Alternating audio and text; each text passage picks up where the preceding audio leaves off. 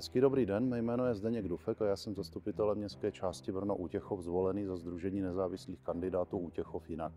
Nacházíme se v prostoru nad konečnou autobusu a to je vlastně i to místo, které mě inspirovalo k tomu, abych kandidoval v komunálních volbách, protože jsem tady několik týdnů jezdil okolo hromady skla, kterou nikdo neodklidil.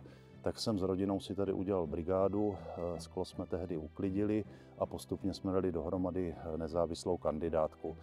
Volby jsme nakonec vyhráli, nicméně skončili jsme v opozici a vládne nám nyní tedy staronová koalice ve složení doktor Drahoš, doktor Zahradníček, doktorka Cechová a pan Koch. No a zdá se, když se rozhlédneme okolo, že se toho tedy skutečně příliš mnoho nezměnilo.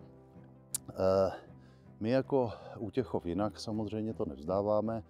My dál prosazujeme náš volební program. To, co děláme, to, co chystáme, si můžete přečíst v našem zpravodaji, který je k dispozici v elektronické verzi na našich webových stránkách www.utěchovinak.cz. Tam jenom podotýkám, že ten zpravodaj jsme si vydávali sami za vlastní prostředky, ten nebyl hrazen z rozpočtu městské části. No a důkazem toho, že jako opozice zřejmě vládnoucí koalici hodně vadíme, bylo mimo jiné minulé zasedání zastupitelstva v září, kde tedy v bodě různé nám pan starosta ani nedal prostor pro naše dotazy. Vlastně zasedání ukončil a sdělil nám, že si máme své dotazy a připomínky poslat písemně.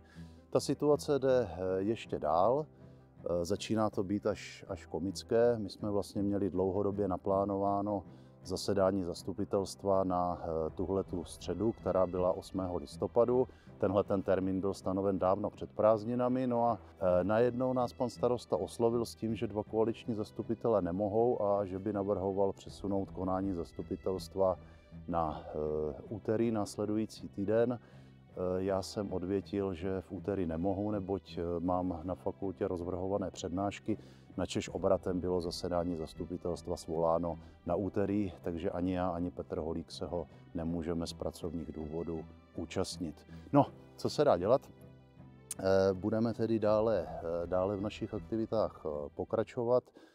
Minule, když jsem na jaře tady uklízel opět nepořádek, tak jsem v komentářích potom se mohl dočíst, někteří mě kritizovali, že jsem nebyl na velkém úklidu na jaře ke Dni země. Přiznám se, nebyl jsem, protože pracovní povinnosti mě to nedovolily. No ale na druhou stranu přece tady s tím nepořádkem nebudeme čekat zase na jaro, na Den země a prostě ho uklidíme teď.